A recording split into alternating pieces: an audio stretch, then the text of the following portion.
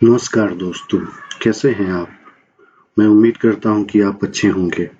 इस कोरोना के समय में आप अपना और अपने परिवार का देखभाल अच्छे से कर रहे हैं। आज हम लोग स्टॉक लर्निंग के बारे में सीखेंगे। मैंने यह चैनल innovatelearners.com यह वेबसाइट कोरोना के समय बनाया ताकि बहुत सारे यूजर्स कुछ सीख सकें स्टॉक मार्केट के बारे में। और साथ ही साथ मैंने एक यूट्यूब का चैनल भी बनाया है, इनोवेटिव लर्नर्स। कुछ समय बाद जब ये वीडियो रिकॉर्ड हो जाएगा तब मैं इस यूट्यूब के चैनल पे डाल दूंगा। पहले मैं एक स्टैंडर्ड डिस्क्लोजर के साथ स्टार्ट करता हूँ। I am not SEBI registered. मैं सेबी रजिस्टर्ड नहीं हूँ। The stock suggestions provided here is for educational purpose only. कोई भी स्टॉक यहाँ पर बताया जाएगा वो केवल एजुकेशन के लिए है, सीखने के लिए है।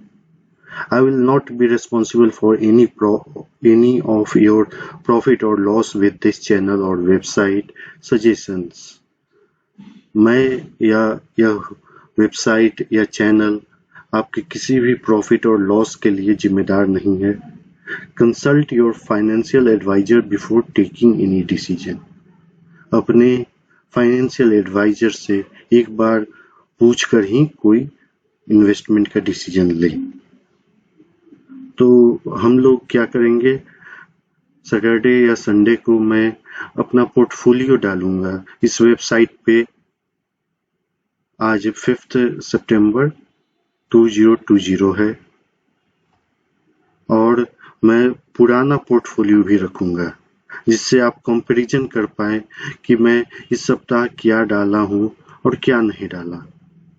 दैट मीन्स क्या मैंने किसको बाय किया और किसको कौन से स्टॉक को सेल किया है।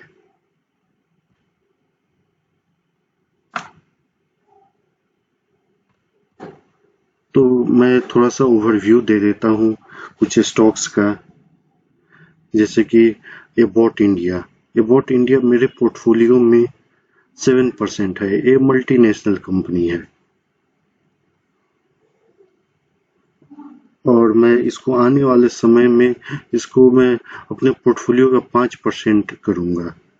मैं यह शेयर लॉन्ग टर्म के लिए खरीदा हूँ और मैं और फंड ऐड करूंगा तो मेरा पोर्टफोलियो का में एबॉट इंडिया कम हो जाएगा। नेक्स्ट शेयर है एबी कैपिटल एक होल्डिंग कंपनी है आदित्य बिरला की। इसमें बहुत सारे बिजनेसेस हैं। इसको मैं लिया था आईपीओ को पॉइंट ऑफ व्यू से। अगर कोई बिजनेस का डीलिस्टिंग या स्टॉक मार्केट पे लिस्टिंग होता है तो अलॉटमेंट के चांसेस बढ़ जाएंगे। Next share Adani enterprise. ये भी मैं बहुत कम मात्रा में लिया हूँ। ये मेरे पोर्टफोलियो का 0.06 है और ये भी मैंने आईपीओ को देखते हुए लिया। अंबिका कॉटन नेक्स्ट शेयर है। ये मेरे पोर्टफोलियो का 0.44% है, अप्रोक्सीमेटली 0.5%। तो इसको मैं हमेशा 0.5% पे रखूंगा। मैं अंबिका कॉटन के बारे में विस्तार से दूसरे किसी वीडियो में आपको समझाऊंगा कि मैंने क्यों खरीदा। अगला शेयर है अपोलो टायर्स में मेरा होल्डिंग है 1.1%। कुछ समय पहले मैंने ये ऑब्जर्व किया कि अपोलो टायर्स में प्रोमोटर्स की बाइंग हुई है। इसका मतलब कि प्रोमोटर का कॉन्फिडेंस है इस कंपनी पे और यह बुक वैल्यू के आसपास होगा। अगला शेयर है बजाज फिनसर्व। यह भी एक होल्डिंग कंपनी है और साथ साथ इसके पास इंश्योरेंस का है और यह होल्डिंग कंपनी है बजाज फाइनेंस का। ये मेरे पोर्टफोलियो में 1.36 है तो नॉर्मली मैं इसको 1% पे मेंटेन करूंगा। और अगला शेयर है बजाज होल्डिंग्स मेरे पोर्टफोलियो का 1.1% है, मैं इसे 1% पे रखूंगा। इसके पास होल्डिंग्स है बजाज फिंसर्व की और बजाज ऑटो की, और भी दूसरे जगह पे इसने इन्वेस्ट करके रखा है। नेक्स्ट शेयर है मेरा बीबीटीसी। बीबीटीसी में मेरा अभी के पोर्टफोलियो के हिसाब से 1.9% है, और इसके पास ब्रिटानिया के करीब 50% शेयर्स हैं। तो इसके बारे में भी मैं विस्तार में किसी दूसरे वीडियो में बताऊंगा। मैं यहाँ पर कुछ टाइटल बताना भूल गया स्टार्टिंग में। यह स्टॉक नेम, उसके बाद एवरेज कॉस्ट है, उसके बाद last traded price, that means जब मैं वीडियो बना रहा हूँगा तो उस समय का प्राइस क्या है, और उसके बाद मेरे पोर्टफोलियो का कितना परसेंट वो शेयर एलोकेट है। तो हमने बीबीटीसी देख लिया। उसके बाद हम देखेंगे भारती एयरटेल। तो भारती एयरटेल आप देख सकते हैं, मैंने खरीदा था 581 पे, अभी प्राइस चल रहा है 523, और ये मेरे पोर्टफोलियो का 9.3% है। इसको मैं मोस्ट लाइकली जब ये मेरे एवरेज कॉस्ट के ऊपर आ जाएगा तो मैं इसे कुछ शेयर बेचकर अपना पोर्टफोलियो का केवल 5% इसमें होल्डिंग बना के रखूंगा। अगला शेयर है well, Bharat heavy electrical limited. इसको मैंने 31.75 पे खरीदा था, और इसका अभी का प्राइस है 38.7। इसमें मुझे प्रॉफिट हो रहा है। ये मेरे को 0.5% है होल्डिंग का।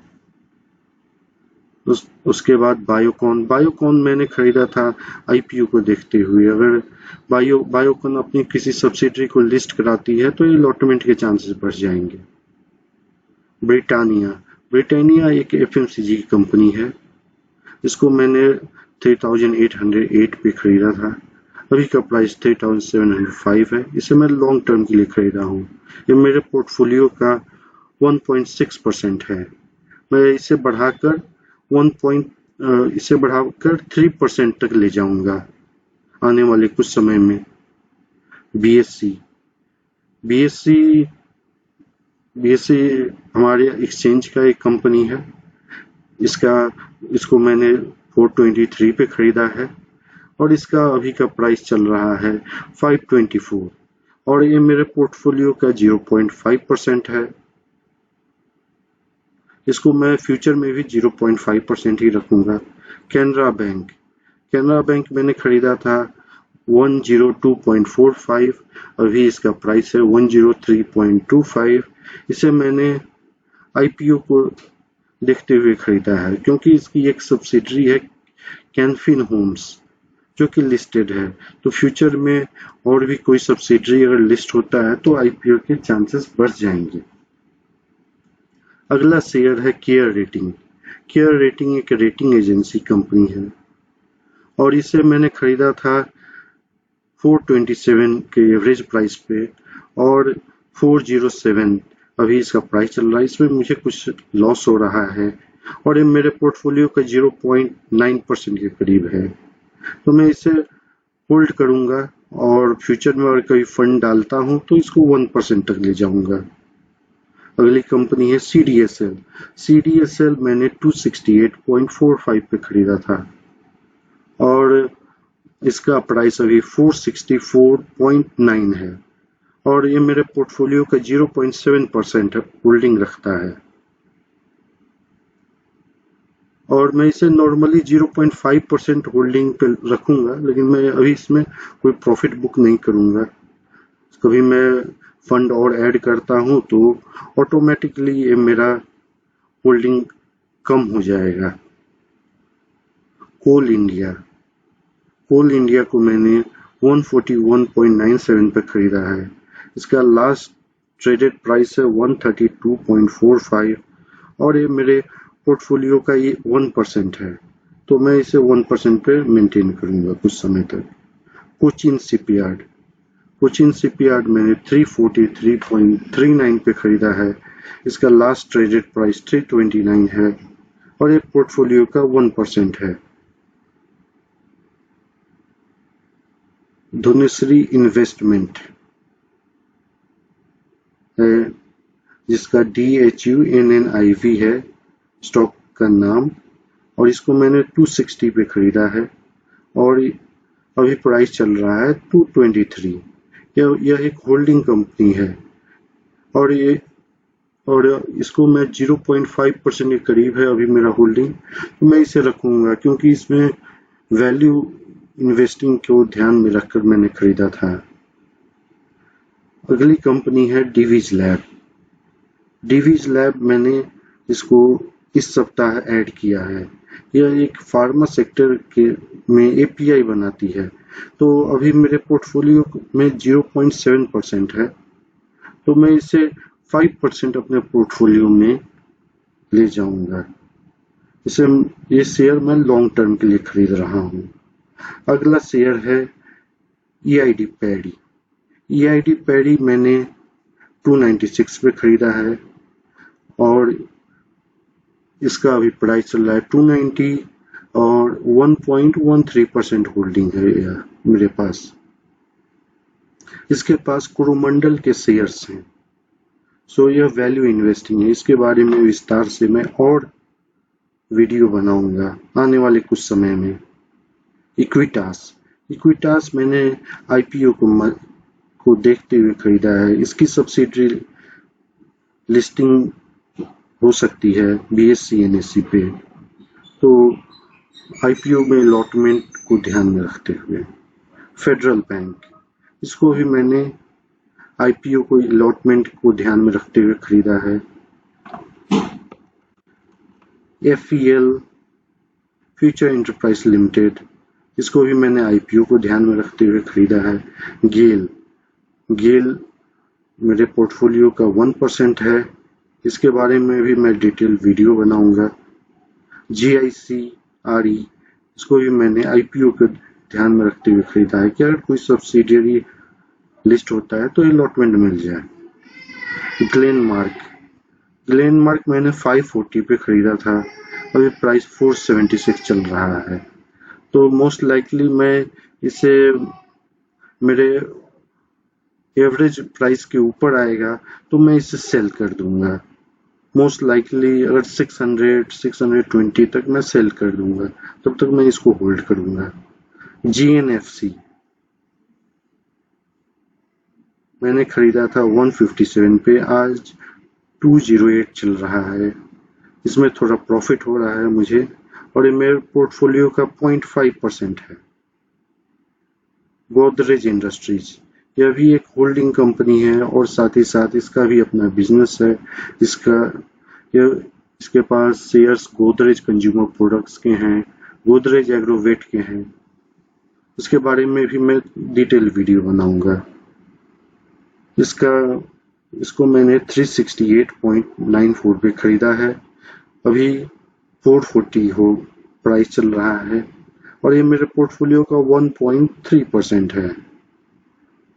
ग्रासिम, ये भी एक होल्डिंग कंपनी है आदित्य बिरला ग्रुप की। इसके पास अल्ट्राटेक के शेयर्स हैं और भी इन्वेस्टमेंट इसके अलावा इसने किया है। इसको मैंने 674 पे खरीदा था, आज ये प्राइस 706 चल रहा है और ये मेरे पोर्टफोलियो का 1.2% है।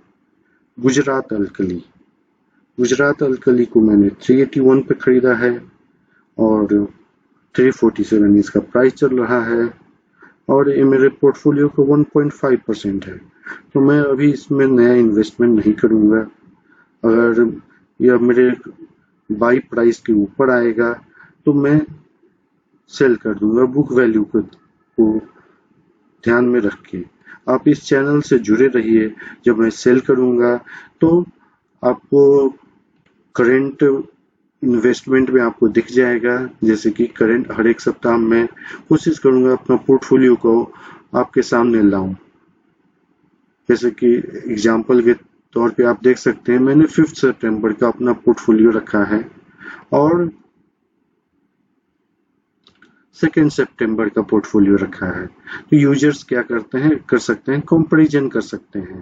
तो अभी हो सकता है कि percentage holding of the portfolio आपको एग्जैक्ट अभी ना दिखे, तो आने वाले समय में ये इरेगुलरिटी ये सॉल्व की जाएगी।